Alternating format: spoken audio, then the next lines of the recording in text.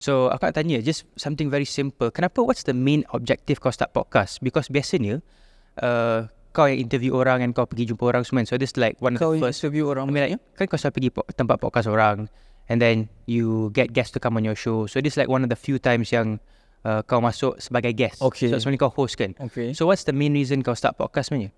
Hari tu aku ada jawab saya tu dekat soalan podcast Azri Walter. Okay. So aku tak tahu bila podcast ni Asad akan post. Actually one of the main reason is making money Asad. Making money lah. Tapi sebab aku suka YouTube tau. Aku macam ada satu relationship yang seronok dengan YouTube. Aku tak tahu apa sebab mungkin semasa aku grow up kan. Okay. Aku masih YouTube gila-gila. Sampai zaman tu mana ada TikTok apa kan. One of the first kalau kau tanya aku, first YouTuber yang inspire aku untuk start semua ni is FuziTube. Tahu tak FuziTube? Oh, FuziTube. Ya tu. Okay. So aku tengok pranks dia. Aku kat CC zaman-zaman dulu kan. Siapa yang mana ada, kita mana ada phone dulu kan. Pergi CC. Aku tengok FuziTube ni, aku tengok best gila buat video kan. Dapat duit bagai semua. Walaupun tak tahu pun berapa ringgit sebenarnya dapat kan.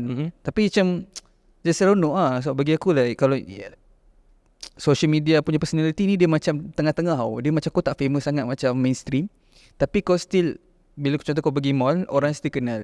Okay. So dia macam tengah-tengah tu. So dia tak terlalu ekstrim.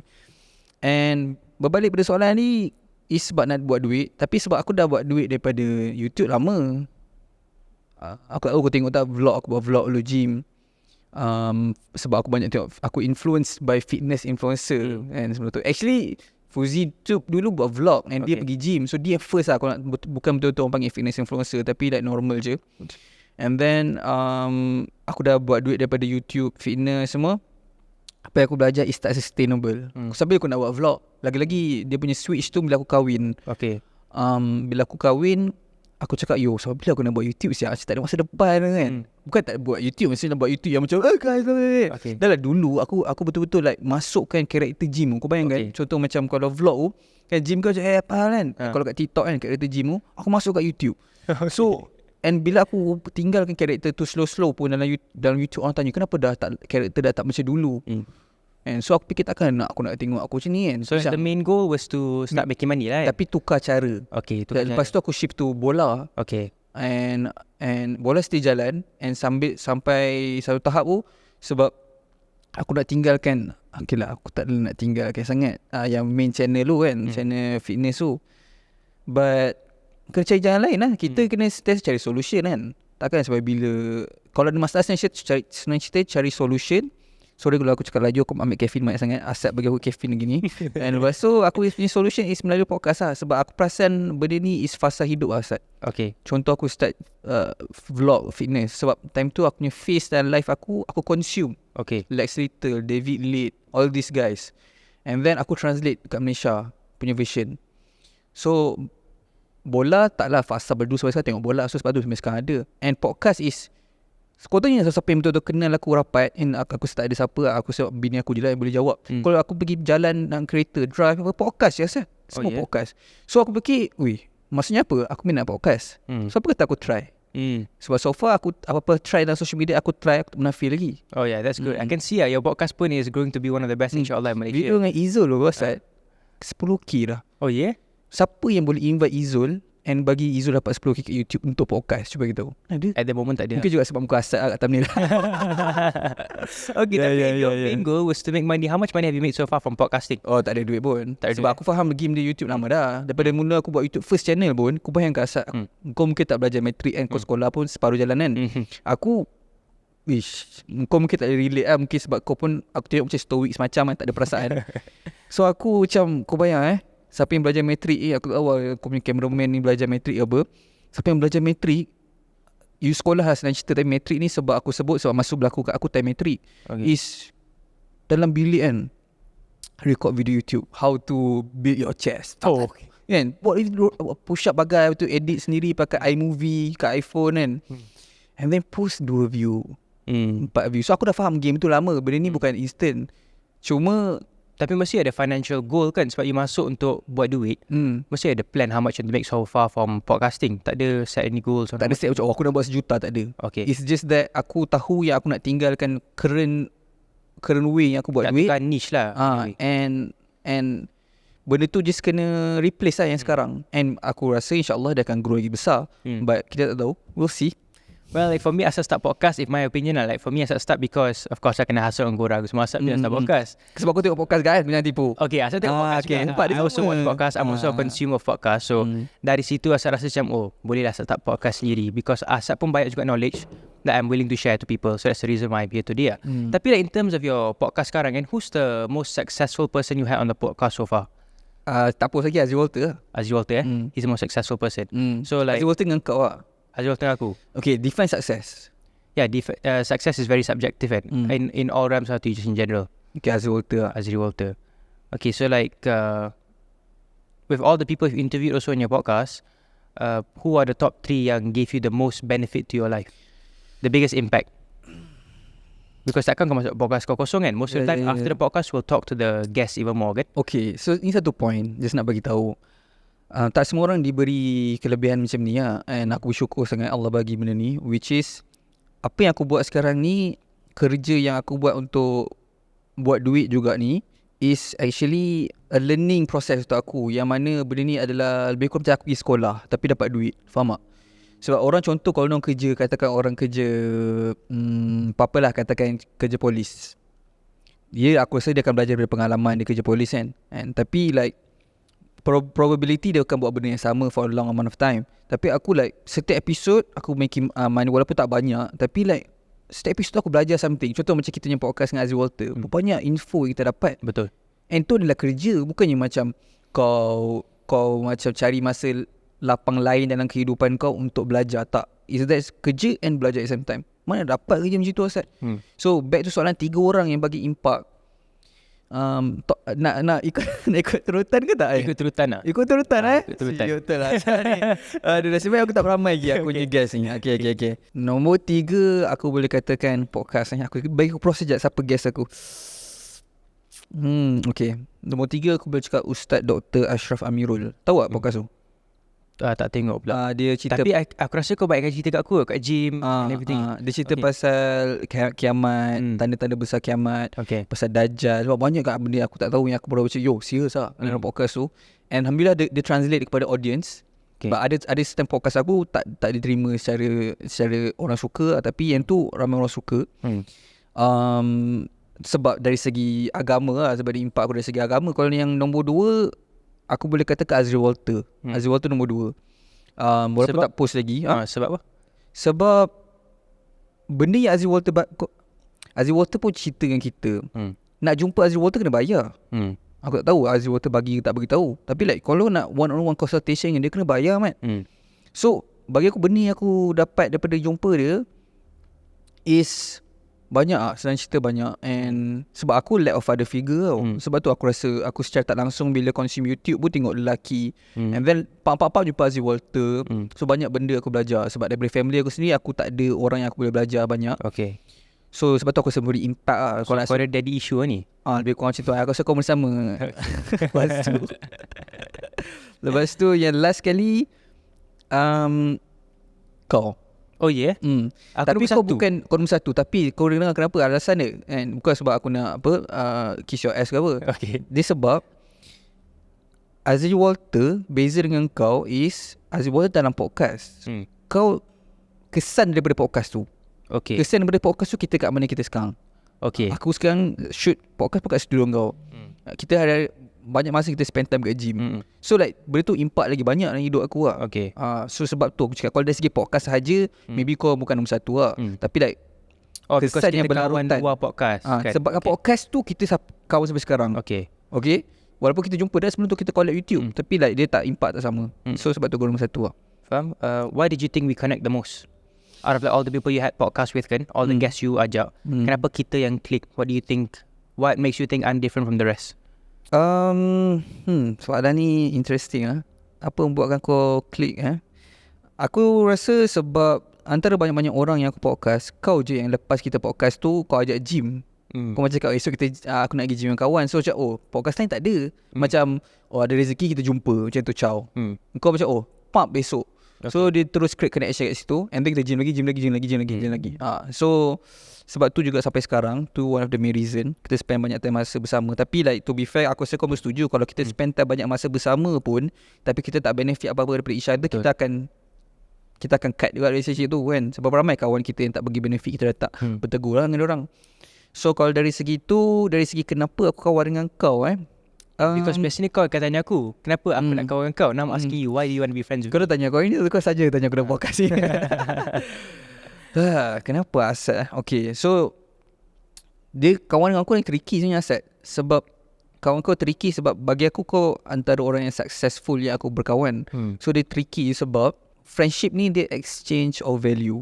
So kenapa aku cakap tricky? Sebab aku macam tak tahu apa yang aku provide kat kau dari segi value daripada aku kepada kau, and daripada kau pada aku banyak. Sebab kau dalam dunia social media. So bila aku berkawan dengan kau first, banyak info aku dapat pasal how to make more money in social media and how to present yourself in social media. And slowly lah translate sampai kita dapat guna studio ke semua tu. Tapi aku just rasa memang kita click lah Sat. Tapi sebab memang bila aku dengan kau, aku tahu dah kepala otak kau macam aku sebenarnya. Walaupun kita tak 100% sama, and ada benda-benda actually we have the same interest code. I would say like for me, I want to be friends with you because aku dah cakap berapa kali lah, beratus-ratus kali, because kau ada Quran dalam hati. So like speaking of that kan, kau dah hafiz Quran, tapi kau tak bagi tahu siapa kan publicly. Sebab aku takut. Takut aku takut aku kalau nak singkatkan, aku takut aku misrepresent. Okay. Sebab aku tak sebut nama lah, tapi aku rasa ramai orang mungkin tahu dah pun. Ada orang yang represent diri orang as pembawa Al-Quran. Aku tak. Okay, aku tak claim pun. So maksud aku represent diri orang as pembawa Al-Quran tu dalam social media. Okay. And aku sendiri nampak banyak decision yang salah yang dia buat, yang membuatkan dia akan effect orang-orang yang maybe nak hantar anak dia belajar. Katakan so kau jadi penghalang hidayah Asad.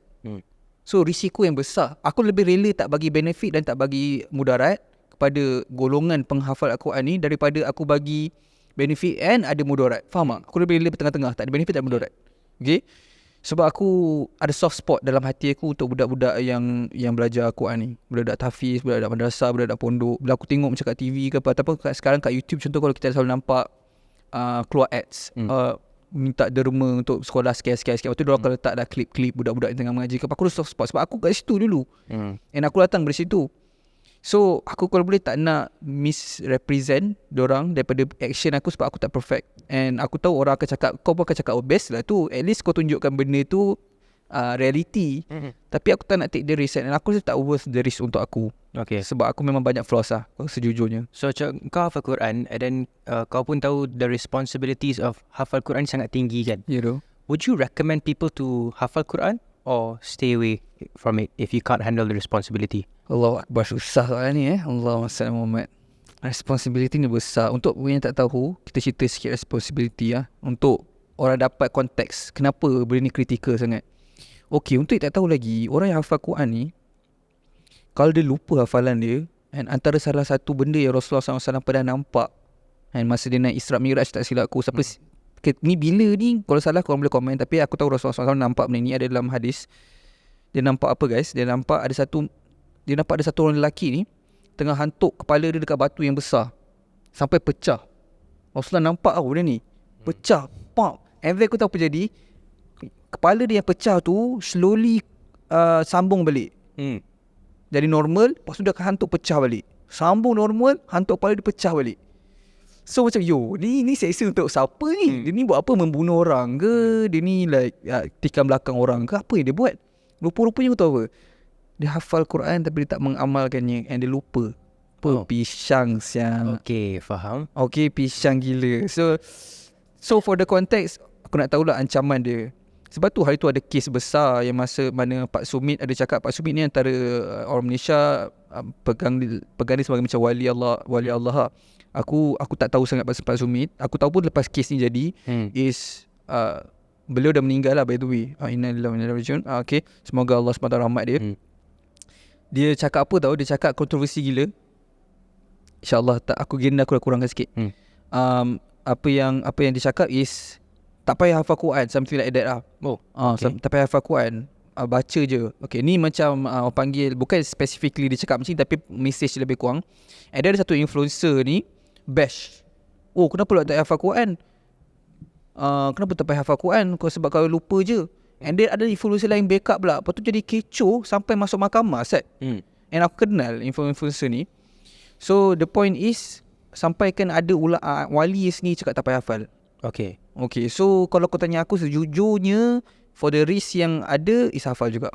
Okay. So dia macam high risk high reward lah. High risk high reward. Sebab like benda tu, kalau kau betul-betul jaga guys, 10 orang kau boleh tarik masuk syurga man. Kau nak asal aku ada list ni, notes aku 9 lagi 1 slot nak masuk tak? Tak ada.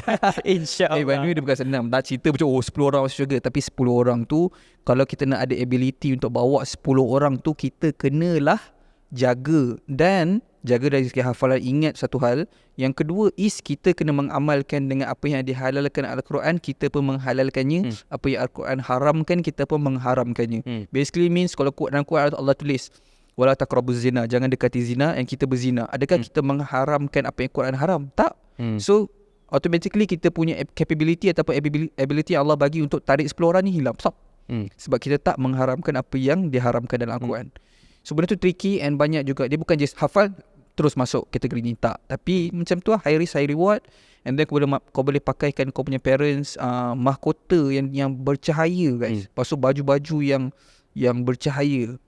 So benda tu memang yelah high risk high reward lah. So without a doubt, you're a very intelligent guy lah sebenarnya. Kau ni orang yang bijak lah sebenarnya kan. Kau rasa macam tu ke? Aku rasa macam tu, because you have a lot of knowledge that I don't know. So there's some things that I know, some things you know more. So you have the brains, tapi kau tak tunjuk kat social media, and you don't really share the knowledge yang you have in your mind right now. Semalam aku cakap, kita berbual dengan Azri Walter kan, cakap kau rasa saya ni macam ni, tak ada apa-apa, kosong cakap tu kan. Tapi sebab when I look at you, banyak je like the things you know that I don't know. Sometimes whenever I meet you and we go to the gym, I'm learning new things every day. Kalau tak, kau you know lah how cara pilih kawan kan. Awak kawan yang kaya berjaya, awak kawan yang dekat dengan Allah, dan awak friends that have good hobbies, go to the gym, take care of your health, etc. So you fit in the religious side and you're working towards success as well. That's one of the reasons also why I'm friends with you. Tapi kau tak share this part of you dekat social media, because if people tengok balik, your TikTok semua all tu. You know? Why? Sebab satu, obviously yang tadi yang first reason tu aku tak nak misrepresent.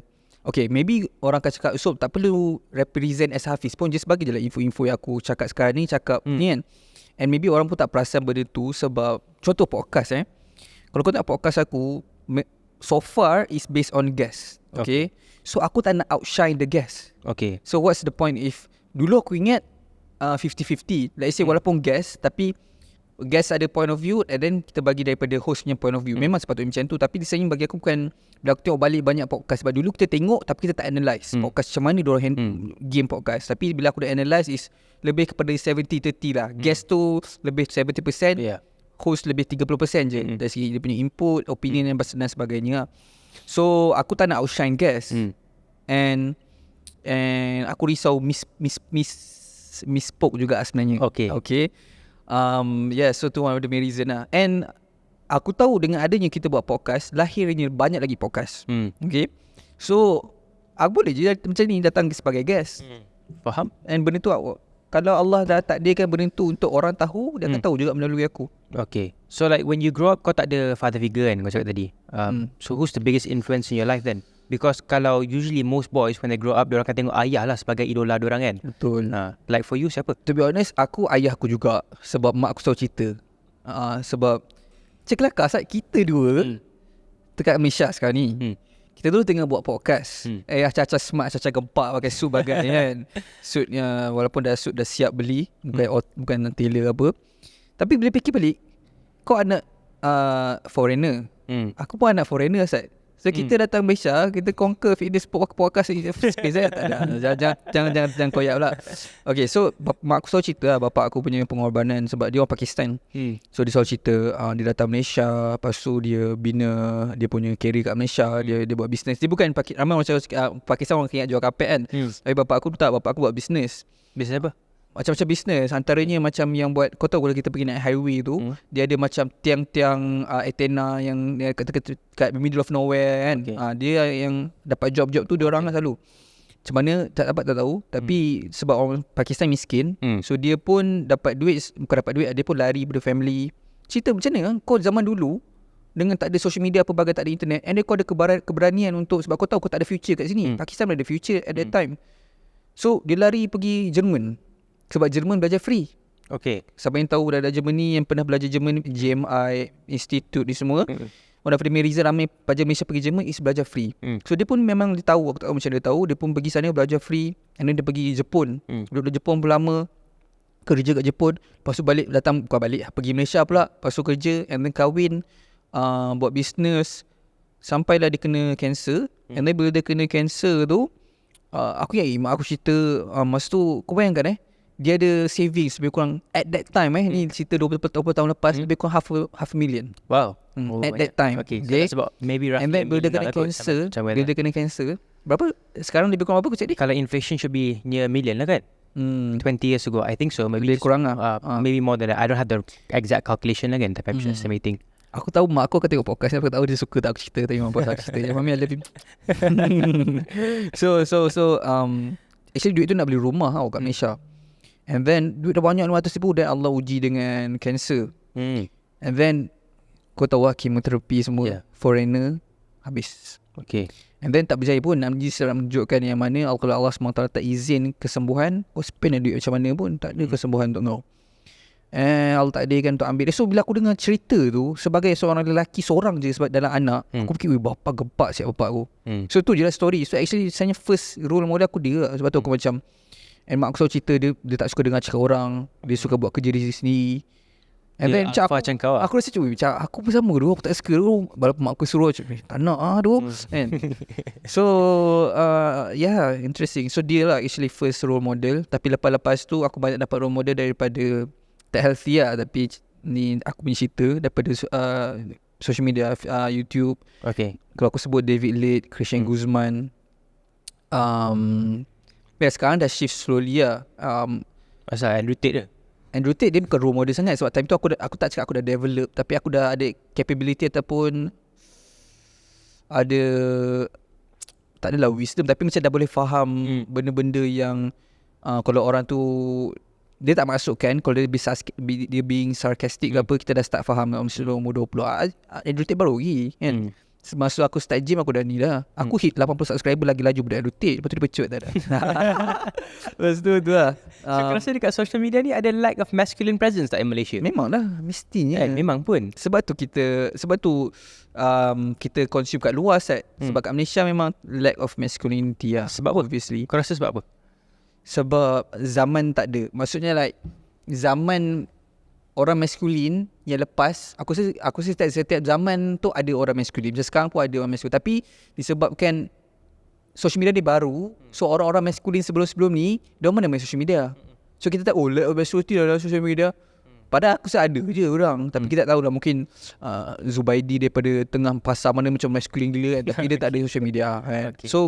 So ada kelopongan dari segi ni. Kita sebagai seorang yang businessman, tengok opportunity, dapat kekosongan, kita masuk so kita start up fitness, start podcast. Tapi sebenarnya apa yang membezakan aku rasa lah, aku dengan fitness influencer lain is, aku tak tahu kau tengok tak aku punya YouTube is, and aku rasa orang cakap orang yang tengok YouTube aku je akan cakap benda ni betul. Is kenapa aku punya YouTube sukses? Sebab aku create connection dengan aku punya viewers. Kalau kau boleh kata dulu, almost setiap aku punya vlog ending 5 to 10 minutes tu aku just cakap dengan kamera face to face straight. Okay. Kau pernah tengok tak mana-mana video kan? Pernah. So mana ada orang buat macam tu. Tapi bila orang tengok first 5 minutes, dia kata Mamat ni saja je nak buat kelakar dekat internet. Tapi like ending tu ada message tau. Dia bila kata setiap video ada dulu. Sebab tu aku boleh carry aku punya follower ke podcast, aku boleh carry aku punya follower ke bola. Walaupun berapa yang tengok bola, okay, dia akan pergi nak dengar aku cakap. Sebab antara benda aku impress dengan Andrew Tate yang buatkan aku bina kekuatan untuk tinggalkan aku punya YouTube is, dengan dia bercakap, orang akan dengar. Tak perlu aku nak buat benda bodoh-bodoh kat social media. So dulu aku kan buat benda bodoh. Kalau tengok TikTok aku sekarang, aku still buat kadang-kadang just untuk attract paid reviews, attract campaign. So yeah, benda tu antara benda aku nak develop lah. And aku rasa dia ada proses yang panjang. Maybe 10 tahun, maybe 20 tahun. So Tak dah lama sangat macam tu. bukan, maksudnya proses yang takkan habis lah Asad. Maksudnya like after 10 years kau akan tengok balik episod-episod ni. Oi, dulu aku macam ni Betul. So kita ada develop kita punya perubahan pemikiran kan. Interesting siap. And aku rasa viewer pun tak sabar nak tengok kita punya journey ni. Recently kau interview ramai guest yang consider gempak juga kan. There's Azri Walter coming soon. Then you interviewed me before and other people. And then yang paling viral baru ni DMA kan? Dia viral gila siap. And viral gila kan. What are your just thoughts about DMA as a person? Okay, DMA Islam. Ya aku paling okay lah. Aku kan selalunya tak affected tau dengan comments. Jujur aku cakap, dengan comments. Tapi aku paling tak suka, aku tak kisah orang akan cakap antara banyak aku tengok comments sebab video pasal DMA tu viral sampai Twitter semua kan. Aku tak kisah kalau cakap apa dah host ni bocil, host ni tak ada skill communication. Aku tak kisah. Sebab aku tahu benda ni learning process untuk aku. Tapi yang paling aku, bukanlah trigger, tapi aku tak suka is bila orang assume benda tak betul. Okay. So antara benda yang macam stick dengan aku sekarang, tapi aku tak buat reaction sebab macam aku cakap takkan nak buat aku tak macam tu kan. Tapi walaupun dapat 1 juta views kalau buat itu, tapi tak buat kan. Nanti Tuan Azri marah. Tuan Azri marah tu kan. Is diorang cakap apa Ustaz? Diorang cakap Yusof just nak menggunakan DMA untuk views. Tak suka, tengok pun tahu tak suka pun DMA. Dia cakap aku tak suka pun, dia tak suka pun DMA sebenarnya. Padahal aku yang pergi sana. Aku yang invite dia. And masa aku invite, aku punya follower dengan views lagi banyak daripada DMA. And dia tengah pop up time tu. So and keep in mind kalau betul-betul nak write, aku akan tunggu orang invite dia podcast. Lepas tu kalau kita buat podcast yang DMA ni akan blow up lah. So aku nak agak invite the second host yang invite dia podcast pula. Tapi aku yang first. Okay. Kan? Terus aku rasa sebab aku ada, alhamdulillah aku ada social media lama. Dulu tengok banyak. So kita tahu bila kita tengok seorang tu, episod ni akan go ke tak. So itu antara benda yang skill yang alhamdulillah aku rasa aku ada. Tapi apa pendapat aku pasal dia, itu by the way harap clear. Kau bertanya, saya macam ni lah. Kalau korang nak tahu kan, kau bertanya Mirza sendiri apa dia rasa pasal aku. Korang akan dapat jawapan korang sendiri. Mirza siapa? Mirza Demil lah. Okay. Nama dia Daniel Mirza. Daniel Mirza. Okay. DM kan depan tu. Okay. So tanya Mirza sendiri. Tapi aku tak respon lah. Kau komen semua cakap aku tak suka dia ke apa. And bila aku buat live kat TikTok pun orang akan cakap dia pun tak faham ni hanya aku hanya OG ataupun followers sebelum benda viral. Dia akan cakap aku tak faham kenapa orang cakap aku macam kerek sangat, tak suka sangat Mirza dalam episod podcast tu. And to be fair untuk diorang is sebab diorang dah tengok episod sebelum tu. Sebab majority yang tengok podcast tu tak pernah tengok aku pun sebelum ni. Sebab mungkin audience lain video tu viral, podcast clip tu viral, masuk terkejut dengan karakter Kak Alfat yang sebenar. So semua trigger lah. Kau rasa sorry aku tak jawab soalan tadi. Mirza, yes, dia punya personality tu interesting lah. Aku tak expect dia betul-betul. So, aku ingat masa aku bayangkan dia sampai kan, aku duduk homestay dekat Cendering. Dia sampai je, lepas tu aku dah set up semua ruang tamu semua. Dia masuk kan, bukan dia masuk kat pintu pagar tu, rumah teres. Pintu pagar tu dia macam Assalamualaikum. Dia macam humble gila. Assalamualaikum. Dia macam nak kiss tangan kan. Aku macam serius lah. Lepas tu aku macam biar betul. Lepas tu bila masuk rumah, aku lepas tu beli donat tau. Aku cakap makan dulu. Lepas tu member dia semua, dia bawa 3 orang kawan dia silap. Member dia tengah makan. Lepas tu Mirza pun tengah makan. Lepas tu tiba-tiba masa dia nak makan, dia buat macam ni tangan ni. Aku macam jap jom podcast terus lah. Sebab kalau tak nanti kita aku nak break the ice depan kamera. So aku tak nak lah, aku nak natural lah benda tu. Tu dia terus sebelum start podcast pun dah macam ni. Aku cakap sebab tu kawan-kawan dia semua sekali buat tangan macam tu? Tak. Okay. Dia macam tu kan. Lepas tu aku tanya kawan-kawan dia, memang macam ni ke? Lepas podcast aku tanya, dia memang macam ni, memang betul real. So aku, antara benda aku tak expect, sebab aku ingat satire, aku ingat dia being sarcastic. Bila memang dia macam tu, aku rasa maybe dia macam tu lah kot. Since bila aku tak tahu, sebab aku baru kenal dia. But benda tu memang sangat-sangat interesting. Itulah bagi aku pendapat aku tentang personality dia.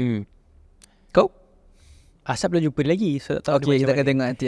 We will see soon lah, insyaAllah. Tapi kau tak rasa DMA ada banyak similarity dengan Azri Walter? Memang ada. Sebab tu dia viral pun. Maksudnya apa, kenapa sebab tu dia viral, maksud aku is bila manusia ni dia nampak apa tau guys, dia nampak trend, dia nampak pattern. Okay. So kenapa orang bila tengok DMA for the first time sangkut kat DMA macam swipe video DMA dia macam dia tak nak scroll nak tengok. Sebab dia nampak pattern apa? Macam Azri Walter, macam Andrew Tate. So semua orang akan setuju pun cuy, asal dia macam Azri Walter, macam Andrew Tate. So jawapan dia, aku merasa macam tu. Aku rasa dia influence by dia orang. Tapi since bila aku tak tahu. Aku punya teori lah. Nanti kalau kau invite Demi, kau tanya dia influence ke by Azri Walter dengan aku tak tanya dia soalan tu, influence ke by Azri Walter. Aku just tanya apa pendapat tentang Azri Walter. Aku tak tanya ke influence ke by Azri Walter dengan. Do you think he's influenced by Azri Walter? Aku rasa ya. Yeah. Kalau tak Azri Walter pun Andrew Tate. Sebab aku rasa aku pun influence by Azri Walter dengan Andrew Tate sikit-sikit. Of course lah. Because we consume some of their content kan. So we'll, in a way, have some of their characteristics lah. Macam kau pun macam Imam Ghazi. Why people call me Imam Ghazi? But anyways, thank you very much. Thank you for comparing me to the best. Okay. Anyways, yeah. So moving on to the next question. Okay, this is a bit different. Okay. When I was talking about anyone else, I was talking more about you. Because before this, kau selalu jadi host kan? Kau interview guests. So this time, we nak kenalkan Yusuf even more. If you could have dinner with 3 people, whether dead or alive, who would it be? Yang pertama sekali Nabi SAW. Salam. Okay. Wish, tu akan open mind gila-gila. Aku tak bayangkan macam mana.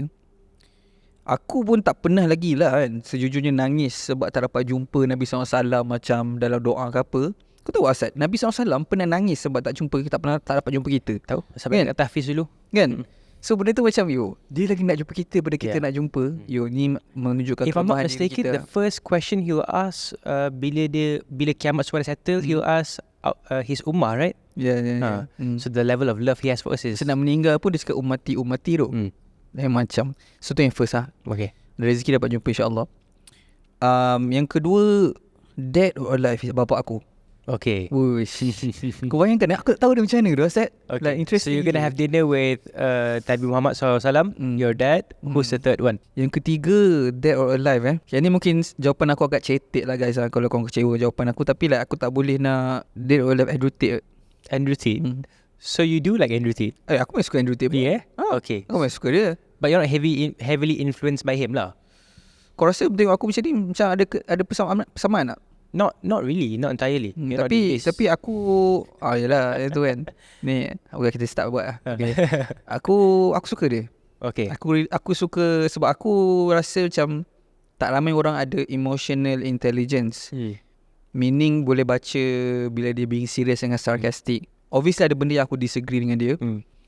Tapi ya Allah, aku tak boleh nak express betapa happynya aku dia masuk Islam Asad. Sumpah. Oh yeah. When I heard that, that's what actually made me like him even more. Like before that I was 50-50. Lepas tu dia masuk Islam, Masya Allah, this guy's my brother. Aku tak tahu dia macam nak cakap. No, cause like, do you know how smart must you be to be like Andrew Tate at the first place? Then after that you choose Islam as a religion. Bijak betul. Like next level of intelligence. Betul. By the way, just nak make it clear, aku tahu akan ada feminis yang akan jawab. Walaupun aku tak tahu kat Malaysia banyak feminis kat Malaysia. I'm not sure. I time it pot. Okay, so dia mesti akan cakap tak ada masuk Islam sebab bukan feminis ya. Orang Islam sini, lelaki sini baru dia akan cakap sebab nak clout je apa kebagai. Firstly, bila kita orang Islam ni, kita punya tugas is untuk husnuzon, sangka baik.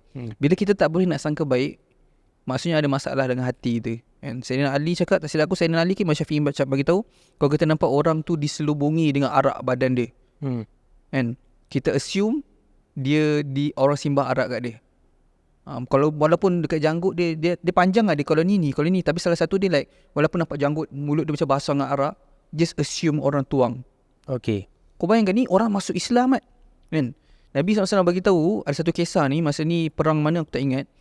Tapi ada satu ketika ni seorang sahabat Nabi SAW, nama pun aku tak berapa ingat. Siapa yang ingat boleh komen kat bawah. Dia tengah perang ni. And then dia tengah beat dia punya opponent ni, orang Islam dengan orang kafir. Orang kafir ni dia dah menyerah, nak kalah ni. Okay, sorry. Aku masuk Islam, aku orang Islam. Lepas tu dia pancung ke dia tikam mati macam tu. Lepas tu dia cerita kat Nabi SAW. Lepas tu dia cerita lah, Muhammad ni dah mengaku di Islam semua, tapi ni mesti takut mati ni. Takut kalau dia tak cakap Islam, kita akan bunuh dia. Aku bunuh je lah, aku tahu dia macam tu. Lepas tu Nabi SAW punyalah marah Punya marah sampai merah gila muka. Dia marah sampai keluar urat-urat lagi. Cakap, adakah aku potong dada dia dan tengok hati dia? Cakap macam tu. Walaupun kita semua, kalau to be fair lah, semua orang come on lah, kau nak mampus lah, mesti kau akan tahu ini saja je. Kita yang lemah ni mesti akan fikir macam tu, betul. Tapi nampak tak betapa cara yang sebenar dia macam mana? Kita sendiri tak tahu dalam hati tu ada apa.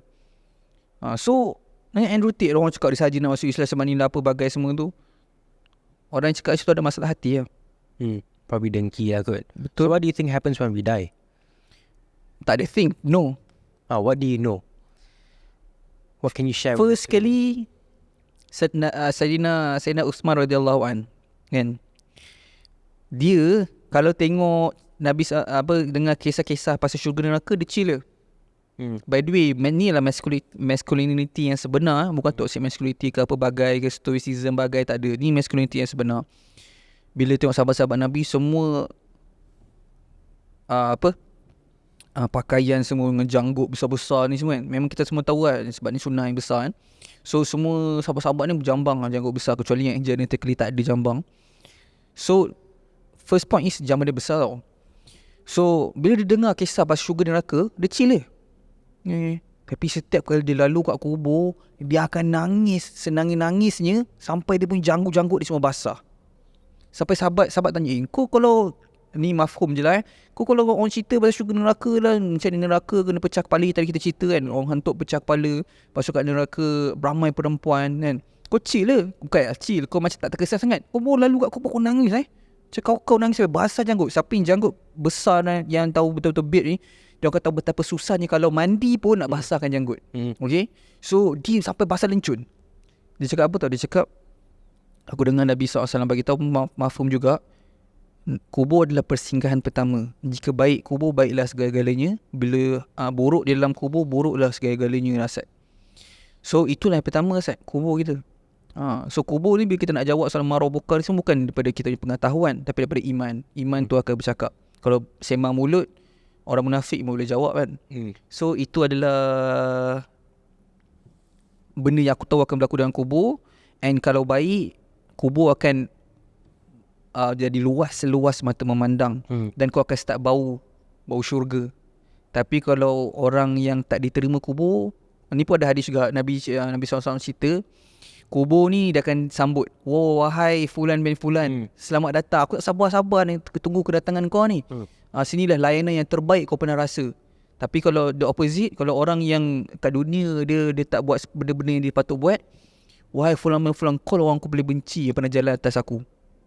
So sekarang datang, aku akan bagi lain yang paling teruk sekali. So bila dia masuk, kubur tu akan jadi makin rapat. Dan Nabi SAW bagi tahu, buat tangan macam ni, dia buat tangan macam ni, tulang-tulang rusuk kita akan berceragah macam ni.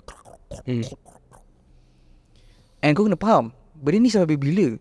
And untuk orang yang beriman dari tu, kan, orang beriman dari tu, apa yang akan jadi tau, orang yang beriman ni, dia akan tak silap aku, dia akan nampak macam rantai ke apa, something like that.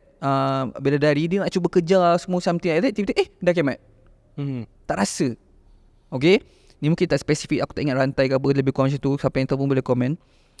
Tapi kalau untuk orang yang opposite tu, beratus ribu tahun. Sebab kita nak faham, masa tu sendiri adalah makhluk.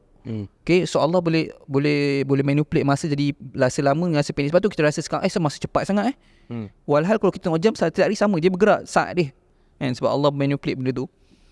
So itu yang confirm akan jadi Asad. Preparation yang paling penting is banyak mengingati mati. Sebab tu Rasulullah SAW selalu bagi tahu kita kena banyak mengingati mati lah. Sebab that's the only way to lembutkan hati. Bila kita banyak mengingati dunia, dia akan keraskan hati. Bila kita nak tahu hati kita keras ke lembut, guys, kita doa, senang tak nangis. Kalau susah, hati kita keras. So speaking of dunia just now kan, we had this conversation before lah.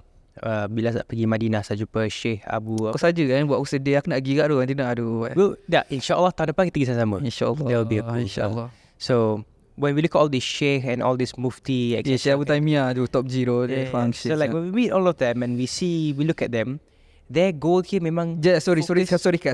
Aku tahu orang tak suka kat, tapi guys, Asad nyari-nyari jumpa Sniko, guys. Betul dia rushing masuk dalam masjid. Ya Allah. So Asad sempat pinggir Sniko pun antara orang yang aku suka kat tu. Oh yeah, I mean continue. Okay, now I like him more because dia masuk Islam. Ya. Tapi before that I'm like, okay, that's your problem lah. Okay, so balik pada tadi. Speaking of all these Mufti and all these Sheikh and all these Imams and everything, can you imagine how strong must your iman be to only focus on the afterlife only? Which I find very interesting though, because like successful people always say yang macam even all these Andrew Tate ke, all these gurus online kan, they always say yang everyone can make money, everyone can become successful. And I can relate to that too. I feel like everyone can make money and everyone can become successful. As long as you try kan. You cubalah yang terbaik yang boleh. But then, there's someone still above us tau. Macam all these imams and everything. They're looking at us like, bro, we can all go to heaven. How come you still chasing this dunya? So when I sit there, I rasa macam, okay, I can relate to people saying we can become successful. But for me to just only focus on the afterlife is still very tough, you know. Only focus afterlife pun. Yeah, I mean, I want to be successful and I also focus on the afterlife. You know lah, what I do behind the scenes and everything, right? Tapi just like when you look at them, kerja diorang is ibadah only, you know. Tak juga, bukan ibadah, Like, lebih dakwah. Dakwah, and then they are very close to Allah. How do we get to that level Dia macam ni. Dia sebab tu orang yang Allah SWT inginkan kebaikan untuk dia ni, Nabi SAW bagi tahu tak silap aku lebih kurang, may yuridillahu khairan yufaqihu fiddin. Siapa yang Allah SWT nakkan kebaikan untuk dia, maka apa Allah buat? Allah bagi dia faqih fiddin, faham agama. Jadi macam mana kau boleh cakap tadi Asad, kau cakap everyone boleh, I do believe everyone can make money. Tapi sebenarnya kita tengok tak semua orang kaya pun, kan? Sebab kau faham game tu. So in order untuk kau rasa macam mana syekh-syekh ni rasa, kau kena faham agama kau tu sendiri. Kalau orang kita tengok orang yang tak fokus ataupun tak betul-betul 100% dia punya pemikiran dia fully fokus on agama, tu yang kau akan nampak kekurangan dari aspek-aspek lain kan. Macam kita ada borak sebelum ni, like kalau nak cari isteri, just fokus ke agama je. Once ada agama, benda tu akan selesaikan masalah-masalah lain, masalah feminis lah, apa semua ni bagai kan. So macam mana untuk dapatkan perasaan keinginan yang sama macam syekh-syekh ni, is to faham agama. Sebab apa yang kita nampak persamaan dengan semua syekh-syekh ni, diorang faham agama Ustaz. Jadi aku yang tak seberapa faham pun nampak itu adalah persamaan diorang. So in order untuk kita dapat benda tu, untuk kita dapat is just dengan memahami agama lebih banyak. Tapi caveat dia apa? Susah. Nak faham tu susah. Sebab tu Allah SWT bagi tahu Al-Quran, walladzina jahadu fina nahdiyannahum subulana. Lebih kurang macam tu, ada surah Ankabut. Okay. Surah Ankabut. Bukan. Sorry. Surah Ankabut apa aku tak ingat kan. Tapi dalam Quran. So orang bila kita bersusah payah dalam agama ni, Allah SWT akan buka jalan. So kita kena accept benda ni susah. Macam mana walaupun kau cakap kau rasa semua orang boleh kaya, tapi susah. Sama juga game dekat sini. Semua orang boleh rasa, syekh-syekh ni rasa, tapi dia susah. Susah dari segi apa? Mungkin dia akan korban. Bila kau nak fokus kat A, B akan terkorban sikit. So B dia apa kat sini? B dia maybe kau punya dunia sikit. Betul. Because life is perfectly balanced kan. At the end of the day, kau punya prioritization lah. Kau kena main kat situ lah. I rasa life is perfectly balanced. You win some, you lose some. And even Allah said in the Quran, bal tu'thiruna al-hayata dunya wal akhiratu khairu wa abqa. Mantap. So I always like to listen to that, and I always like to apa maksud dia Ustaz? I think it basically means yang the afterlife is better than the life that we're living in this dunya, if I'm not mistaken. I think that's Surah Al-A'la, but I forgot which verse. But I try to remind myself of that ayat. So I'll try my best lah, insyaAllah. I'm also happy lah, I'm friends with you. Dan dapat kawan-kawan juga yang very religious. I'm very selective the people I surround myself with. Because dulu asal aku kena bagus sangat pun. I'm not going to sit here and tell people I'm the best of people. Aku pun tak bagus. Tapi kita tengoklah kita pergi mana in the future, insyaAllah. Semoga Allah SWT kekalkan kita dalam benda ni. Sebab benda yang paling susah aku rasa kau lagi is istiqomah. Contoh lah, kita nak cuba be better ni, tapi sebenarnya ada je hari yang subuh rasa berat, ada je hari yang isyak rasa berat. Yeah, because istiqomah tu apa ni? It's not iman. It's is it iman? Iman turun naik Iman turun naik. It's like a currency basically, you know. Just like motivation, orang cakap, oh, some days you'll feel motivated, some days you don't feel motivated. So it's like a currency. Sometimes up, sometimes it's down. Tapi the best thing is to always be disciplined good. I think that's the key to any type of success. When you're consistent and you try your best kan. The best thing is ada ulama sampaikan, okay, yang kita tahu yazid wa yankus, iman turun naik. Tapi tu zaman sahabat-sahabat tau. Okay, ulama-ulama banyak cakap sekarang ni, zaman sekarang ni moden yang terlalu nak dekat-dekat hujung, dia dah bukan turun naik Asad, dia keluar dan masuk iman. Dan dada kita ni dia keluar pagi dan petang masuk. Pagi kita keluar, petang dia masuk. Sebab apa cakap macam tu? Sebab bila sahabat-sahabat, dia mungkin malas dan rajin. Tapi kalau zaman sekarang, maybe dia buat pagi dia solat, petang tak solat terus. So kalau dia orang yang beriman, dia akan solat. Kalau dia just kejap solat, kejap tak solat, dia mungkin orang Islam. Tapi kita tengah seimbang orang beriman. Sebab tu Allah pun sebut dalam Quran, dia tak sebut perkataan yang sama. Dia buat Muslim, mukmin. Mutakin. So semua tu categorization. Macam kita dengar saya T20 bagai M40 semua. Macam tu lah lebih kurang. Okay. So the best is mutakin, orang yang takwa, orang yang takut. Maksudnya basically takut dengan Allah SWT.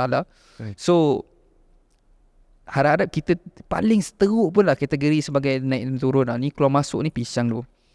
Sebab dia macam ibarat kita main-main dengan mercy of Allah. Allah memang Maha Pengampun, tapi adakah kita akan take it for granted kan? So bila kita rasa macam ada mood, okay lah Allah ampun kan kalau dia tutup hati kita. I like to tell that to my close friends ke, my siblings, my family. I always say, walaupun Allah is the most gracious, the most merciful, doesn't mean you can take His love and mercy for granted. It doesn't mean you can just wake up tomorrow and minta ampun. You know, you can go do repeat the same mistakes again. That's not how it works. And that's because He's very merciful. Kalau let's just say if it was me, you do a mistake, you're out. That's me lah kan. Yeah. Sebab tu Asap bukan the most merciful. Not for me lah. No. I'm very strict and I'm very straightforward, especially since terjebak dengan. Tapi zaman sekarang memang kena macam tu doh. Yeah. Aku rasa too kau soft. macam mana? For me, yeah, you have to be very firm with yourself. Bukan firm tu, maksudnya straightforward. Yeah, I don't like pusing-pusing. I tak suka pusing-pusing, selit beluk. You want something from me, you tell me. I want something from you, I'll tell you. Like most of the time when I'm friends with a certain person, I'll tell them straight away why I'm friends with you and why I like you to be in my life also, you know. I don't want to waste any time. I have so many things to do. I have so many problems to manage. So if you're coming here just trying to pusing cerita, you know, trying to beat around the bush, go far away. Kita kena tukar naratif masyarakat lah. Jadi macam besar impian ni. Tapi macam kalau kita nak something, Assalamualaikum, buat apa tu? Contoh macam member WhatsApp kan, tiba-tiba straight to the point je lah. Tak lupa ke nak terasa ke apa. Cakap je, okay kenapa? Tak payah nak pusing-pusing dulu. Buat apa tu ni? Tak payah. Straight to the point. Tak payah nak terasa. Kalau orang yang terasa ni, dia kena start cuba untuk kuatkan sendirinya. So contohnya, kalau Yusuf meninggal esok, how would you spend your last day? Aku balik sekarang lah. Asal terima kasih jumpa meninggal besok Asad Allahu Akbar. Takut tu. Kau pergi tak ke perkuburan Baqi' tu? Apa dia? Perkuburan Baqi' kat Madinah tu kau masuk tak? Pernah. Kan yang besar luas whole kubur tu kan. Dia macam bila jalan kat situ, dia macam satu experience yang tak tahu macam nak explain. Sebab dia macam semua orang sama, semua orang satu batu kecil macam tu je kan. And then the grave also gets replaced every 5 years. Dia just top up je kan. So pengakhiran dia macam tu lah. Aku tak tahu macam nak explain. Aku tak boleh nak bayang. Tak boleh nak tahu nak jawab apa. Kalau kau macam mana? That's the thing. Right now in front of me is Hafiz Al-Quran. And you're very close to Allah compared to me. And you pun tak boleh jawab what you're going to do. I mean, okay, you don't feel like that because you're a very humble person kan. Tapi for me yang only went through the Quran halfway through masa tahfiz semua, then I forgot most of it. You know, realistically, kalau kita fikir secara realistic and logical, I am facing that punishment of bashing my head in hell, you know, realistically. And for you to hafal Quran, you still practice it and you're so scared for death, makes me even more worried right now. So for me, like, I tak tahu. If you don't know, I thought I had an answer just now. But then if you ask me how I'm going to spend my last day, if you can't answer, how am I supposed to answer? Because my last answer would just be, okay, I shouldn't go, I'll fly to Mecca and I'll just spend 24 hours praying from the Kaabah. Maybe that would be good enough. Tapi if you couldn't find an answer as a Hafiz Quran, then aku pun jam juga. Maybe kalau tahu macam nak akan berakhir hidup, aku pergi Palestin dulu sekarang. Palestin tu pergi perang je lah. Tak memang akan mati pun kan. Tak tahu lah nak cakap. Sebab memang orang akan cakap pergi solat apa. Aku pun rasa macam boleh je jawab macam tu. Cuma macam dia lebih daripada tu sebenarnya. Dia macam, kau kena faham, kita hidup berapa tahun dah? Kau hidup berapa tahun? 22 years. 22. Aku dah 24. So apa yang kau faham bila kita kau cakap umur kau 22? I have 22 years of experience. Okay. Cuba look at it from this point of view.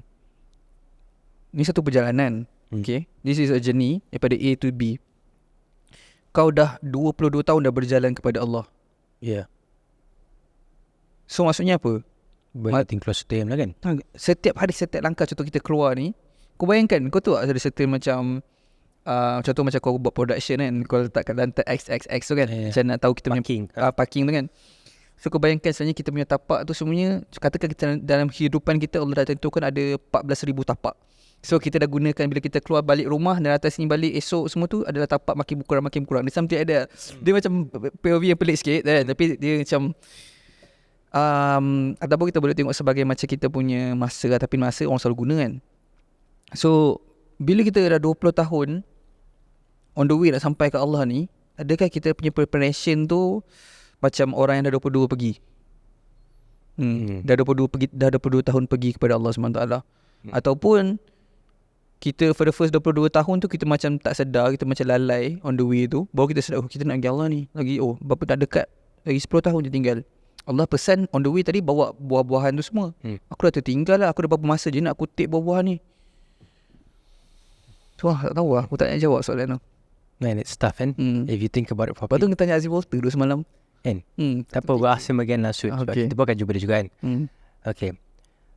What are the challenges you face of being married at a young age? And what do you think we, the audience, yang belum kahwin lagi can avoid? Or what can we learn to have a better marriage? If you're willing to share. Aku kan kita selalu dengar macam cerita orang masuk Islam kan. Aku tak tahu kau selalu tengok tak. Aku selalu tengok satu channel ni nama dia One Path dekat YouTube. One Path dia suka interview reverts, orang yang masuk Islam. Banyak gila cerita-cerita yang interesting. And kadang-kadang aku rasa orang macam lupa ya, sebenarnya orang yang dah dilahirkan Islam pun dia ada story juga. Maksudnya bila kita lahir Islam, kebanyakan yang aku nampak is dia ada fasa rebel dulu. And then baru dia ada benda yang switch tu macam okay, this is the thing. This is the path yang sebenar lah kan.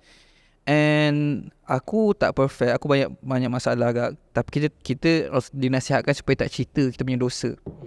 Tapi meaning maksudnya is aku pun tak perfect walaupun dengar cerita macam belajar ni belajar tu kan. Tapi it's just belajar, adakah kita mengamalkan? Itu persoalan lain pula. Ada je orang tak belajar tapi amal lagi gempak pada aku kan. So bagi aku dalam kehidupan aku sendiri, perkahwinan aku tu aku tak plan pun. Bukan tak plan kahwin, maksudnya tak plan pun kesan daripada kahwin tu is itulah aku punya switch. Yang macam aku dah ada berapa banyak tanggungjawab ni, mampus aku macam tu. So dia macam switch untuk aku yang untuk kena get ready ni. Sebab semalam Azwar cakap apa, Allah bagi tahu kamu akan disoal ke atas apa nikmat yang kamu ada kan, lebih kurang macam tu kan. So bini ni nikmat. Surah Ar-Rahman bukan yang Fabi Ayi Al. Tak, itu maksud dia apa lagi nikmat yang kamu nak dustakan. Okay. Itu lain. Okay, sorry. Aku punya switch tu lah. So bila aku kahwin tu aku macam nampak the wisdom behind kenapa Allah pilih aku kahwin time tu. Kalau aku tak kahwin, guys, kalau aku tak kahwin lagi time tu, maybe sampai sekarang aku kat gym tu. Mungkin kan. So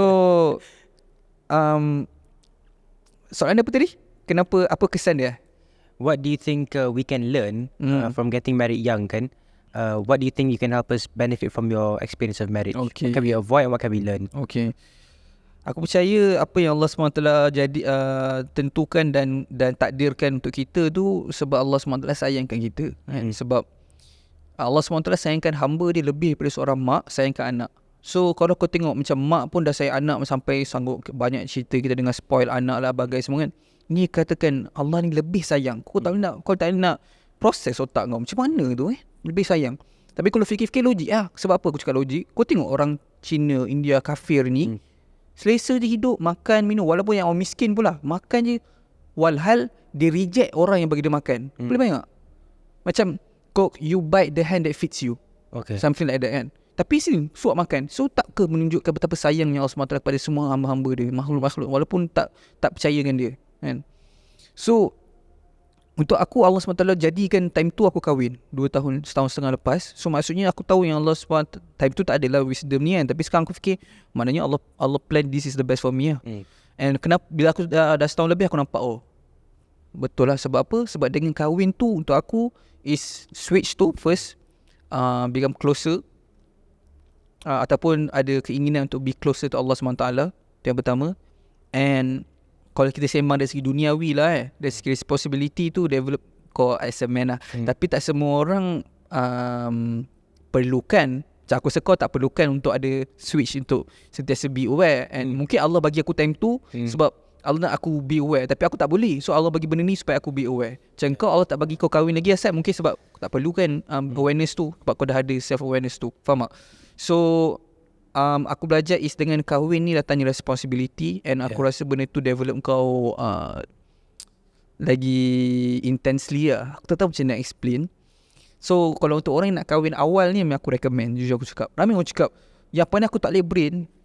Ni banyak guru-guru kat TikTok lah, guru-guru kat TikTok, and ada yang cakap kalau tak ni financial guru lah kat TikTok, kalau tak stable financial lagi tak payah kahwin. Sebab apa? Sebab yakin kepada financial. Yakin itu hanya pada Allah SWT. Betul. Allah SWT bagi tahu kalau kita kahwin, Allah SWT akan banyak tingkatkan rezeki. Kalau kita ada anak, tingkatkan rezeki. Jangan pernah sekali-sekali takut kemiskinan. Because I like to say yang rezeki daripada Tuhan, manusia tolong sampaikan sahaja. Betul. That's my mindset of thinking about rezeki lah kan. But is there anything else we can learn from marriage? Mantau insyaAllah saat kahwin esok ke, who knows? Bila kahwin, pilih yang beragama. Okay. Tu yang paling, kalau aku terpaksa Yusuf, aku letak pistol kepala aku, satu je Satu je aku akan nasihat. Tu satu. Sebab Rasulullah bagi tahu pilih 4 nak kahwin. Agama, dia agama, penampilan rupa paras, keturunan, satu lagi harta. Tak silap aku harta ada lagi. Tapi kalau terpaksa pilih satu, pilih agama. And kenapa macam tu kan, kita dengar nak yang cun lah, asal beragama kan, agama lah, esok kita bawa lah dia pergi kelas Ustaz Azhar Idrus, kita fikir macam tu kan. Tapi sebenarnya bila dah kahwin ni nampak lah kenapa. Sebab kalau kita fikir, aku boleh cakap bagi tu, yang bila dia religious ni, automatically apa? Automatically dia tahu dia punya boundary. Kat suami dia kena macam mana, dengan mak ayah dia kena macam mana, dengan anak dia nanti apa tanggungjawab dia kepada anak dia. Kita semua tahu mak ni, isteri ni madrasah kepada anak-anak kan. So maksudnya apa? Dia akan develop sebab dia akan banyak masa dengan anak daripada suami kan. So bila kita semua tahu dia akan banyak masa dengan anak, so kalau isteri tu tak on point, hancur anak tu. Walaupun kita tak boleh cakap macam tu sebenarnya, sebab like Allah yang tentukan. Kalau Allah nak lahirkan seorang yang gempak macam Nabi Ibrahim AS, bapak dia create berhala, dia gempak lah kan, top G je kan. So tapi tu adalah guideline yang telah diberi dan kita ikut je lah. So kalau apa yang lagi yang aku boleh bagi nasihat kalau pasal kahwin awal ni, selain pada agama, is jangan pernah tak kahwin sebabkan takut pasal duit lah kot, aku rasa. So aku ingat masa aku kahwin Asad kan, aku ingat dalam bank aku ada 100 lebih. Semua habis Because of the marriage. Okay. Hari first ni dapat akad nikah, so malam tu someone bank in 800. Cing. Aku macam aku selalu cerita benda ni, banyak kali aku cerita kat live aku semua. Bukan aku nak, did your wife know you had RM100 in your... tak, mana boleh bagi tahu. Okay. Ampun dia, aku tak nak kahwin kau. Mana boleh bagi tahu, kita kena cover kan. Aku asyuk yang risau. Okay. And So so sekarang kau masyuk lah kan? Alhamdulillah. define Allah bagi cukup. Cukup. Sebenarnya kau lagi banyak duit daripada aku, so aku patut tanya kau, berapa amount tu cukup? I think if you're single, 10,000 a month in Kuala Lumpur Center, cukup tu. Kalau kurang tak cukup. That's like, no, 10,000 is like from a financial punya point of view kan. So that means you can have a nice Mercedes, you can have a nice apartment, you can also invest money. 10,000 is enough lah. You can Kalau eat macam freely. cukup yang macam normal bagi Cukup kau, normal 5,000 if you're living in Kuala Lumpur. Yeah, 5,000 per person. That's comfortable. Because to me, comfortable means you still have the capability to invest and eat freely. If you have to choose what you eat properly, because you have to look at the price and everything, that's still struggling a little bit. It might hurt some people's feelings, but this facts are for me. Okay. And betul pun aku perasan bila aku check financial bulan-bulan, paling banyak habis duit kat makan sebenarnya. Sebab Malaysia ni banyak sangat kafe-kafe hipster. Ni yang mahal ni, kau sedap pun. Kadang-kadang aku makan spaghetti dekat kedai kafe A dengan Bukan kafe sedap B. tapi kau pergi makan. Kenapa lah? Sebab viral lah. Mungkin sedap, tapi sebenarnya kan tak so kau belajar jenis, pada mistake tau. So kau jenis ikut trend Tak. ni? Bini aku cakap, jom lah ni. Salahkan bini lah. Salahkan bini, sedap hati. Sebab kalau tanya aku makan Maggi pun okey je kan. Tapi back to ni, habis duit is betul lah. Misalnya kafe-kafe hipster ni, sebab cuba gitu aku Asad, kau pernah tak pergi kafe-kafe ni? Tak, I don't go to this cafes much. Any cafes tak pernah masuk No. Untuk yang pernah pergi mungkin boleh relate. Sebenarnya rasa lebih kurang sama je. Spaghetti A dengan spaghetti B ni dia macam kau tutup mata kan, kau memang takkan tahu apa beza. Mungkin lah sikit lah kan. Aku pernah cerita tak berapa gaji aku? Sekarang? 2,500 kan? 2,500. I live off 2,500. Oh ya Yeah, seriously. Termasuk sewa rumah ke? Tak No, everything else is all paid by dividend because I have a company, right? Okay. So it's So okay. 2,500 tu maksudnya kau punya expense untuk apa tu? Maksudnya minyak kereta So sekali. that's like for my makanan, whatever extra macam tu lah. I just live off that, and that over I can still save money. Okay, minyak kereta? because I'm already, the way I do my finances already very different kan. Kereta semua is all by company. Minyak bersama company lah. Okay, so like 2,500 tu makan je lah dengan gym. Yeah. Makan gym lah, that's all. Just duit jalan-jalan. Gym pun boleh claim Betul? Ha. Yeah. So anyways, Okay. yeah, that's besides the point. Alright. Okay. So Asal nanti dia keluarkan financial asset punya cost untuk belajar buat duit. yeah, So, because people don't teach this stuff dekat Malaysia, and I think that finances are very geographical. Jangan risau staff dalam office ni tu saya ajar macam nak buat duit, jangan risau. Okay, anyways, okay, soalan terakhir for Yusuf. What is one question you wish I asked you? ini mungkin lama sikit guys, korang sabar je lah, aku proses otak sekejap. Apa yang aku nak asal tanya sebenarnya Tak ada, sebab aku tak datang dengan expectation tu yang pertama. Aku je expect soalan susah, and congrats, soalan ni susah, aku tak nak fikir jawapan. Okay, tu yang pertama. Yang kedua is sebab kita banyak sangat jumpa, so banyak sangat borak dah. So like, apa yang aku tanya aku sebenarnya? Okay, maybe I'll switch it. Okay, If you can get the world's attention for 5 minutes, what would you say? semua orang tengah tengok, untuk 5 minit aku akan cakap, mungkin orang akan cakap terlalu macam klise, tapi aku rasa ni sangat-sangat penting. Pertama sekali, banyakkan ingati mati, takutilah Allah SWT. Apa je kita buat, kita anggap Allah SWT tengah tengok kita. Sebab untuk kita nampak Allah SWT tengok kita susah. So kita anggap Allah SWT tengah tengok kita every single move yang kita buat. So walaupun benda tu akan benefit kita dari segi dunia, kita kena ingat dunia ni sementara je. Aku tak tahu berapa banyak lagi contoh yang korang nak tengok guys, kan? Berapa banyak lagi contoh nak korang nak kena tengok yang dunia ni tak kekal pun. Hari-hari orang mati. So adakah setiap benda-benda yang kau tak patut buat, kau buat worth it tu? Tak ada langsung. Mithqala dzarratin khairan yarah, mithqala dzarratin syarran yarah. So kecil sikit kebaikan ataupun kecil sikit keburukan, semua akan ditimbang. So akhir sekali aku boleh cakap, macam dah ceramah dah Akhir sekali aku boleh cakap is apa je kau buat guys, termasuknya aku punya pesanan untuk diri aku sendiri. Sebab aku sekarang buat podcast, so agak risky kan, sebab kita bercakap, and then bila kita dah post, no going back. Okay, so aku pun selalu kena ingatkan diri aku sebab podcast ni antara benda yang bahaya bagi aku, sebab dia banyak bercakap. So Rasulullah cakap apa sebenarnya? Rasulullah cakap, kalau tak ada benda nak cakap, jangan cakap. And lebih baik kalau tak ada benda baik yang nak cakap, lebih baik diam. So and kita buat opposite. So meaning kita dah ambil risiko yang besar. And antara risiko yang besar, aku nampak masalah-masalah podcast lain kat Malaysia ni is banyak cerita pasal orang. And so cerita pasal orangnya dua jenis. Dia ada satu fitnah, dia satu lagi mengumpat. Oh, beza dia asal fitnah mengumpat. I don't know, you tell me. Fitnah ni kita cakap, kita create story yang tak betul tentang orang lain. So apa maksud dia is, kita tahu akan benefit kita dari segi views. Contoh, kalau kita tahulah benda tu tak betul, okay, ni penting kalau kita tahu benda tu tak betul, ibarat kita makan daging dia. Macam kita eat dia punya flesh. Itu yang pertama. Tapi kalau kita tahu benda tu betul, dia jadi mengumpat pula. So tak ada win-win situation, tak ada. Jangan nak perasan, oh kalau kita cakap benda ni betul tak apa, kalau tak betul fitnah, kalau betul mengumpat. And macam mana nak tahu fitnah tu ke mengumpat is, adakah bila dia ada kat sini kau akan cakap benda tu? Bila dia depan muka kau, dia jadi third person atas meja ni, kau akan cakap benda tu, kau tak berani nak cakap. Kau rasa, ataupun senang cerita lah, kalau kau berani nak cakap pun, adakah orang tu akan malu and tak suka kau cakap? Itu je dia punya point. So kau nak tengok SOP dia kan. Okay, oh semua tak lepas, janganlah cakap. Sebab tu InsyaAllah satu hari nanti kita punya podcast Satu kat Malaysia InsyaAllah menjaga benda tu lah. Itu pesanan aku juga untuk kau punya podcast ni. Jaga kata-kata. And kalau kau nak bercakap pasal orang, make sure apa yang kita cakap tu, orang tu kalau dia ada kat sini, dia tak akan terasa apa-apa pun. Dia akan rasa macam tak kisah pun. So itu je lah guideline. Tapi speaking of kata cakap seorang kan, I think you dah kenal kot Asap punya vibe sikit macam mana, how I bawa diri. If I don't dare to say in front of your face, I will not say it at all. That's kind of person I am. Tapi kalau kau dare to say in front of face pun, and dia takkan suka benda tu, tak boleh cakap. Bukan lah, yeah. bukan, I mean- ni third person lah. Bukannya kita face to face. Kalau kau cakap kat aku benda yang aku tak suka, tak ada masalah sebab kau cakap aku face kat muka aku.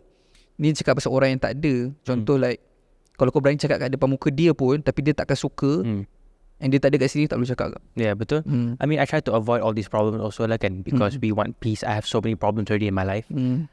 But anyways, thank you so much though, Yusuf, for coming. Thank you, I don't think any of the questions were that challenging, tapi I've learned a lot and I'll keep on learning from you. InsyaAllah. Very thankful for you to be one of my friends. InsyaAllah kita masuk syurga sama-sama. Kita menang dunia juga kan. Amin. That's the plan. So gym bila next? Gym besok pagi lah. Besok pagi, InsyaAllah. InsyaAllah. Okay, thank you guys so much. Yusuf, thank you for being Guys, here. komen kat bawah apa soalan kau nak aku tanya Asad Gorian aku. Nanti aku nak buat round tu dengan Asad dekat Pokai Yukas. Okay, if you guys want to see more, please subscribe. Sorry like guys, sorry interview pula, interrupt lagi Asad punya podcast. Guys, macam setar gempak Asad, macam movie Aduh. Ha. Kita cuba Okay. terbaik. Yeah, so anyways, do subscribe, leave a like, leave a comment as well. InsyaAllah, I'll see you guys around. Thank you so much for your time. Berapa lama kita record? I think sejam lebih kan? Jangan suku. InsyaAllah, also if you guys want to see who next on the podcast, let me know in the comments. InsyaAllah nak bawa TNG pun kita cuba. Amin. Amin. Boleh je, tak ada Okay. mustahil. Yes. Aku dapat dengar French Montana. Okay, bye-bye. Okay, right. Bye.